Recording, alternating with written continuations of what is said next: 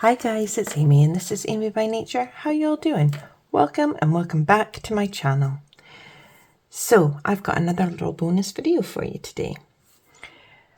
In my last bonus video, I was showing you some of the things I created, and I told you that I was toying with the idea of making something else. And quite a few of you said that you'd be interested in seeing what I was up to. So guys, I did it. I have made something and I want to share it with you. So this is my Scottish Hauntings book. This picture here, these standing stones, it's called The Ring of Brodgar, and my dad actually took this picture when my mum and dad and a couple of their friends were up in Orkney earlier this year. So that is that, and I thought it was kind of spooky, so I thought that would be a good front cover picture. So we're starting off our journey into haunted Scotland with Glamis Castle. And on the back side of these challenges, I have put a little bit about ghosts, the ghost or ghost that occupies the places that I'm telling you about. So, there is a little servant boy who likes to sit on a ledge and trip those who walk by. It's said that he was quite mischievous and quite naughty, and he got put on that ledge to think about what he'd done, and he'd actually froze overnight. So he's forever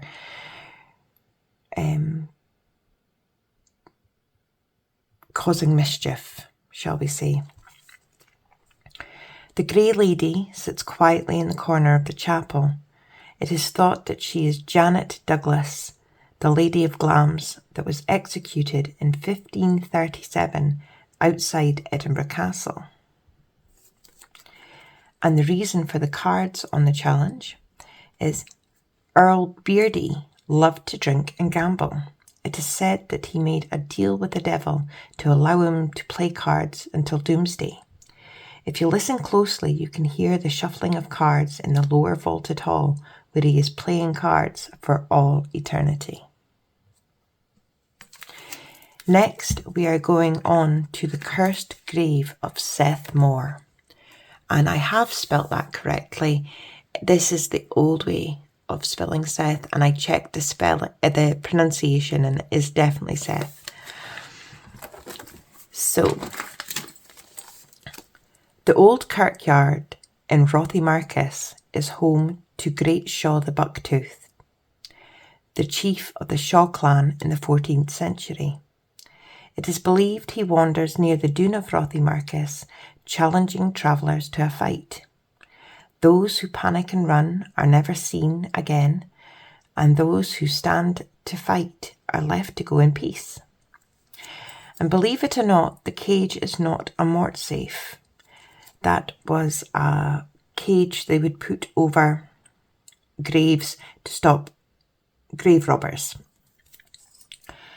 There are 5 stones that lie on top of the gravestone, and people thought it was funny to move them or throw them in the river. And the stones are said to be protected or cursed by a bodach, which is a bogeyman or a trickster. Whoever touched the stones became ill or met with disaster. Concerned, the locals had it put over the grave in the 1980s. Next, we have Inveraray Castle. And this is a picture of the room in the new castle, not the old castle. So, in 1644, the Marquess of Montrose, commander of Scotland's royalist forces, attacked the old castle, forcing the Duke of Argyll to run from his home, leaving many of the servants to defend themselves. The royalist force had many Irish soldiers, and learning that one of their own worked for Argyll as a harpist, they became enraged, brutally killing him and leaving him on the bed for the Campbells to find when they returned. Faint harp music could be heard in that room, and when the bed was moved to the new castle, the ghost of the young boy followed it and haunts the MacArthur room to this day. It's also said that when a member of the family of the house is close to death, that harp music is played. They can hear harp music playing, coming from the room. Next is Culloden Moor, and I could not miss this one out. This one gives me goosebumps more than others. They say that ghosts are left behind due to trauma and violence. Culloden was the site of the most tragic battle in Scottish history.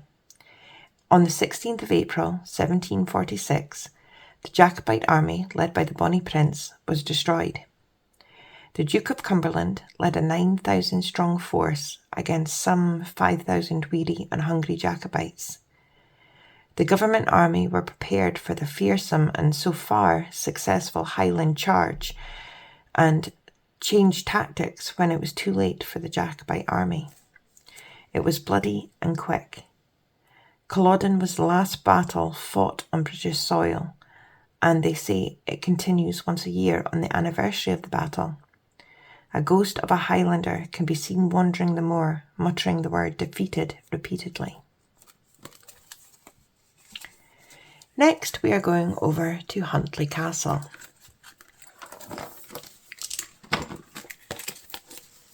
In 1578, the 5th Earl of Huntly was playing football in the grounds when he suddenly collapsed.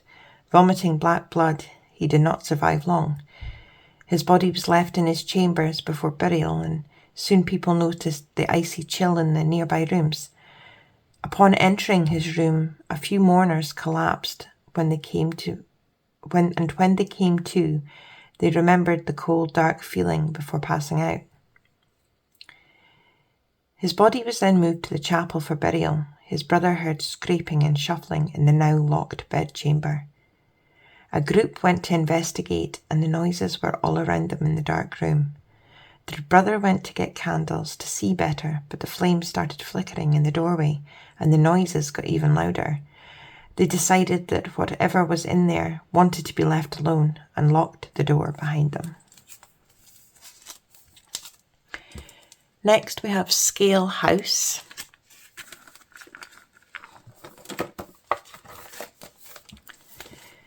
Believed to be built on an ancient Pictish burial ground, Scale House in Skara Brae in Orkney is the site for many ghostly goings-on. The Neolithic ground has been inhabited for 5,000 years, and there has been many sightings of ghostly figures in empty rooms and sudden wafts of cigarette smoke. Now this is the other one that gives me goosebumps and shivers, and this is Glencoe.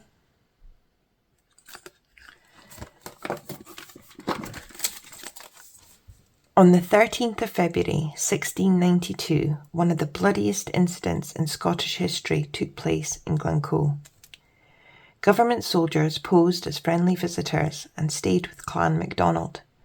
During the night, they brutally massacred their hosts, 38 men, women and children. Those who managed to escape into the surrounding mountains died of exposure. It is said that on the anniversary of the massacre, the screams of the MacDonalds can be heard along with the bloodied apparitions of the fallen, although there is an eerie feel to the glen year-round. And on the back page, I have done Sandwood Bay, and I just wanted to include a little bit about this one, even though I didn't make it a challenge. Next door to Cape Wrath, this seemingly quiet and secluded beach has seen an enormous loss of life, from Viking longboats to merchant sailors. Disembodied voices, oddly dressed people, and horses galloping along the beach are some of the activities that have taken place there, all without leaving a footprint in the sand. So that is my book, guys. I could make several books on the subject. I could do a whole book on Edinburgh. I could do a whole book on castles. There are very, very many Scottish ghost stories. So I could be forever and a day doing these. But I've had so much fun looking it up and picking out the stories I wanted to share with you in this book. If you bear with me for 2 seconds, guys. Sorry, I was just checking something. I also wanted to share a little story with you guys. So, growing up, I had a friend, and she lived at the bottom of a hill in just outside Echt. And one day, we'd never been up the hill, we'd never walked up the hill, and we used to stay at each other's houses every weekend. We were inseparable for like 5 years. We spent a lot of time together, and one day she suggested that we walked up this hill. So I says, yeah, let's go. And as we were going up the hill, I started to hear men shouting, horses, and really loud noises, metal, and all sorts of, and it was just getting louder and louder the further up we went. And I said to her, I thought maybe they were like hunting or doing something with the forestry. There was a lot of trees. And I said to my friend, I was like, maybe we should go back. There's so much people and noise up here. She goes, there's no one but us here. And I says, how can you say that? How can you not hear all this shouting and the horses and everything? How can you not hear that? And she goes, you're just being stupid. Don't be daft. There's no one up here but us. And I says, well, I'd like to go back. And she goes, okay, but you are being stupid. I've been up here tons of times and there's never anyone up here. So when we went back down to her house, her stepdad was in there, and she's told him what I'd said, and she was like, she's just been stupid.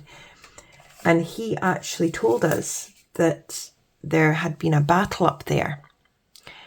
And of course, I didn't know anything about it, but it was the Battle of Corrichie that happened on the 28th of October in 1562. And it was George Gordon, the 4th Earl of Huntly, and the forces of Mary, Queen of Scots. And it sounds daft, I know. You must think I'm nuts. And I wasn't really sure if I should share this story or not. But while we were doing this, I thought I would. And to this day, I believe that I heard the noises of that battle. So I'm really sorry if you think I'm daft. But that was an experience that I felt, and it was an unreal experience. So anyway, that's that. Please forgive me if you think I'm crazy. I'm not really, I promise. So anyway, I hope you enjoy my Scottish Hauntings book and the stories that are in here. Please like, comment, subscribe and share. And until I see you again, guys, take care. Bye.